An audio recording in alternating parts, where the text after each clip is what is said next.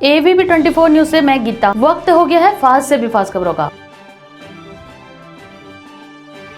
दिल्ली के मुख्यमंत्री अरविंद केजरीवाल ने 9 साल की नाबालिग लड़की के परिजनों से मुलाकात कर कहा कि सरकार पीड़िता के परिवार को 10 लाख रुपए का मुआवजा देगी।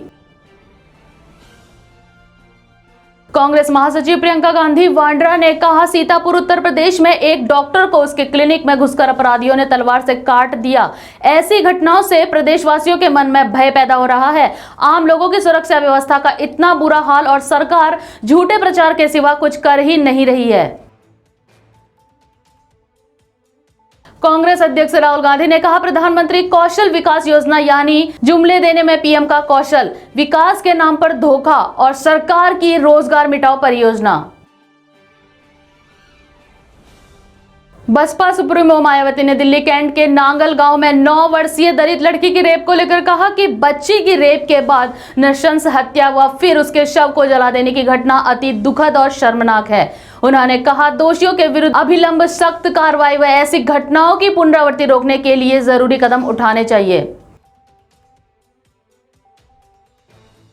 दिल्ली में 9 साल की बच्ची का शमशान में दुष्कर्म और हत्या के मामले पर भारतीय युवा कांग्रेस के राष्ट्रीय अध्यक्ष श्रीनिवास बीवी ने ट्वीट कर मोदी सरकार और उनके कैबिनेट की नारी शक्ति पर हमला बोला है। दिल्ली में 9 साल की बच्ची का शमशान में दुष्कर्म व हत्या का मामला जोर पकड़ रहा है, जिसके चलते सत्तारूढ़ आम आदमी पार्टी के नेताओं समेत विपक्षी दल कांग्रेस और भाजपा के नेताओं के बयान पर मुख्यमंत्री अरविंद केजरीवाल ने दोषियों को कड़ी से कड़ी सजा दिलाने की बात कही है। बीएमसी ने बताया, मुंबई में रात 11 बजे तक धारा 144 लागू रहेगी और रात 11 बजे से सुबह 5 बजे तक रात्रि कर्फ्यू जारी रहेगा। साथ ही बीएमसी ने कहा कि सुबह 5 बजे से रात 11 बजे तक लोगों की आवाजाही पर कोई रोक नहीं रहेगी, लेकिन इकट्ठा होने पर पाबंदी लगेगी। गृह मंत्रालय के अनुसार 2019 के मुकाबले इस साल जनवरी से जुलाई के बीच जम्मू कश्मीर में पत्थरबाजी की घटनाओं में 88% की कमी आई है और 618 पत्थरबाजी की घटना हुई है, जो 2021 में घटकर 76 रह गई हैं। बाराबंकी के मोहम्मदपुर खाला के बुरहानपुर में कुछ अज्ञात हमलावरों ने 2 लोगों पर ताबड़तोड़ फायरिंग की। फायरिंग के दौरान दोनों लोग गंभीर रूप से घायल हो गए, जिसके बाद मोहम्मद खाला पुलिस ने दोनों घायलों को जिला अस्पताल रेफर किया। वहीं गोली मारने की आशंका चुनावी रंजिश बताई जा रही है। केंद्रीय मंत्री मुख्तार अब्बास नकवी ने पश्चिम बंगाल में भाजपा कार्यकर्ताओं से हिंसा की घटनाओं को लेकर कहा कि जिस प्रकार से पश्चिम बंगाल में हिंसा अराजकता हो रही है, उसी का ट्रेलर संसद में दिखाई देता है। उन्होंने कहा, इनके लोग वहीं से ट्रेनिंग लेकर आते हैं और यहां पर इस तरह की चीजें करते हैं। यूपी के गाजीपुर के एक छात्र विश्वास सिंह ने सीबीएसई के 10वीं के परिणाम में 5 विषयों में 100% अंक हासिल किए हैं, जिस पर छात्र ने कहा कि वह देश की सेवा के लिए सेना में जाना चाहते हैं। यूपी के श्रावस्ती में मुख्यमंत्री योगी आदित्यनाथ ने 1 दिवसीय जनपद भ्रमण कार्यक्रम के दौरान चिकित्सा प्रशासन द्वारा प्रदान की जा रही स्वास्थ्य सेवाओं, कोविड-19 के संक्रमण की रोकथाम एवं बचाव तथा टीकाकरण के लिए की गई व्यवस्थाओं का जायजा लिया और वैक्सीन सेंटर के निरीक्षण के दौरान योगी ने लोगों से अपील करते हुए कहा कि अभी कोरोना का खतरा टला नहीं है, इसलिए कोरोना के सुरक्षात्मक प्रोटोकॉल का पूरी कड़ाई के साथ पालन करें। रूपईडीहा थाना क्षेत्र अंतर्गत भवानीपुर गांव के पास 3 अगस्त को एक 40 वर्षीय व्यक्ति की लाश मिलने से क्षेत्र में सनसनी फैल गई। सूचना मिलने पर स्थानीय पुलिस ने लाश को कब्जे में लेकर पोस्टमार्टम के लिए जिला अस्पताल बहराइच भेज दिया और खोजबीन जारी है।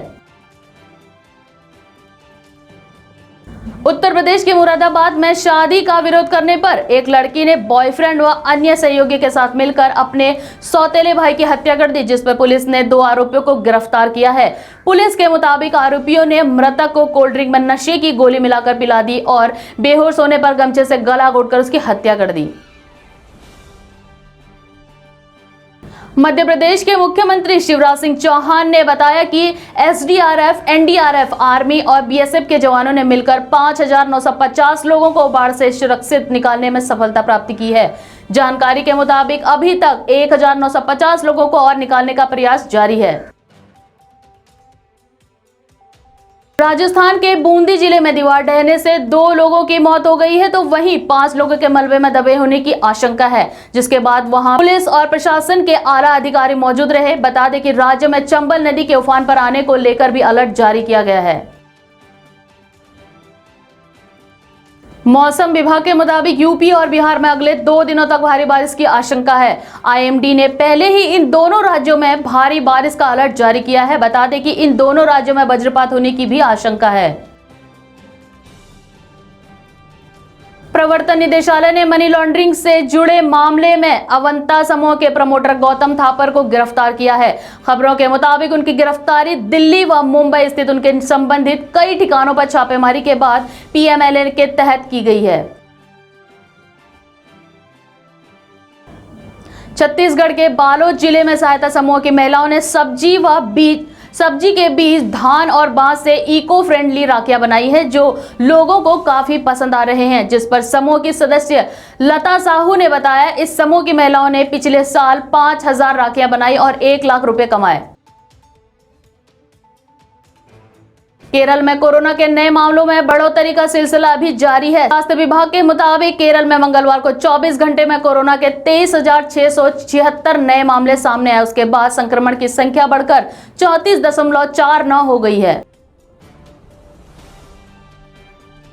टीएमसी सांसद डेरेक ओब्रायन के कानून बना रहे या पापड़ी चाट वाले बयान की प्रधानमंत्री नरेंद्र मोदी द्वारा आलोचना के बाद डेरेक ने कहा कि उन्होंने एक सांस्कृतिक मुहावरा इस्तेमाल किया ताकि इस मुद्दे पर लोगों से जुड़ सकें। डेरेक ने कहा, अगर ये चाट पापड़ी की जगह ढोकला इस्तेमाल करते तो क्या पीएम खुश हो जाते?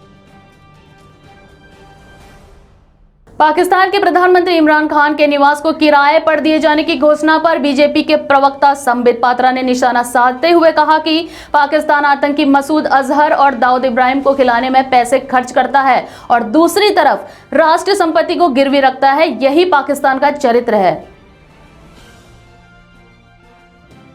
भारत के जेवलिन थ्रोअर नीरज चोपड़ा ने टोक्यो ओलंपिक में पुरुषों के जेवलिन थ्रो फाइनल के लिए क्वालिफाई कर लिया है। वे 83.50 मीटर के ऑटोमेटिक क्वालिफिकेशन मार्क से दूर भाला फेंक कर फाइनल में पहुंचे हैं। भारत की आबादी 1 अरब 300 करोड़ बताने पर पाकिस्तान के प्रधानमंत्री इमरान खान ट्रोल हो रहे हैं। इस पर एक यूजर ने ट्वीट कर लिखा कि मुझे यकीन है कि खान साहब को यह भी नहीं पता होगा कि अरब में कितने जीरो होते हैं। भारतीय रेसलर रवि दहिया ने प्री क्वार्टर फाइनल मुकाबला जीत लिया है। बता दें कि रवि ने अपना पहला मुकाबला कोलंबिया के रेसलर के खिलाफ खेलकर 13-2 से जीत हासिल की है और उन्होंने क्वार्टर फाइनल में जगह बना ली है।